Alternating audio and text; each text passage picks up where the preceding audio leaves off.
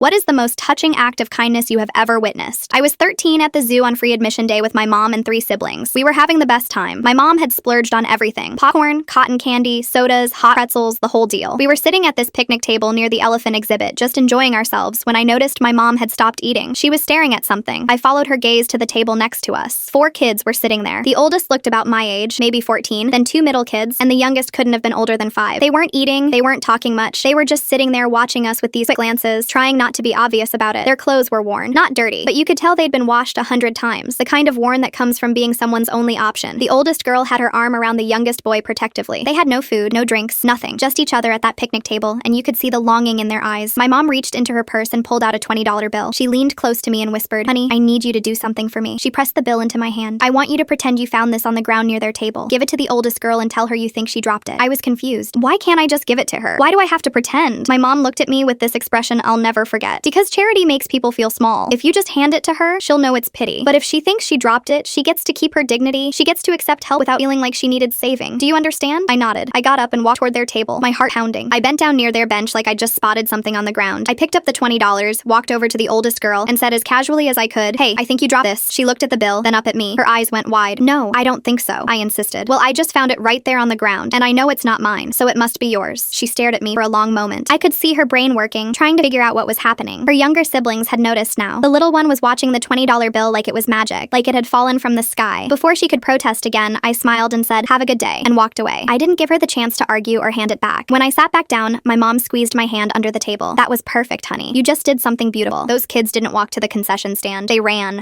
Actually ran. The little one could barely keep up, and the oldest girl was holding his hand, pulling him along. They came back 5 minutes later with sodas, candy, popcorn, ice cream, everything their hands could carry. They sat back down at their table, and suddenly they were loud, laughing, joking around, the kind of noise happy kids make when the world feels right. The youngest one had chocolate ice cream all over his face. He was completely lost in it, smiling so big his eyes were practically closed. He was swinging his legs under the table, not a care in the world. My mom watched him for a moment, then turned to me. "Look at that little boy. That right there is what matters. That joy. That's why we do this." I asked her, "Do you do this a lot?" She smiled. "When I can. You never know what someone's carrying, honey. A small act can change someone's entire day, sometimes their entire week. Sometimes it's the thing that reminds them people still care." We lost my mom to cancer in September 2014. She was 58 years old. I've got hundreds of memories like this one, of her slipping money to waitresses who looked tired, paying for someone's groceries in line behind us, buying extra meals, and leaving them with homeless people she'd pass on her morning walks. But this memory is the one that stuck with me the most, because she didn't just teach me to give money. She taught me how to let people keep their dignity while you help them. She taught me that kindness isn't just about the giving. It's about how you give. It's about making someone feel human, not helpless. Every time I see someone struggling now, I hear her voice. You never know what someone's carrying. And I think about those 4 kids at the zoo, running toward that concession stand like it was Christmas morning.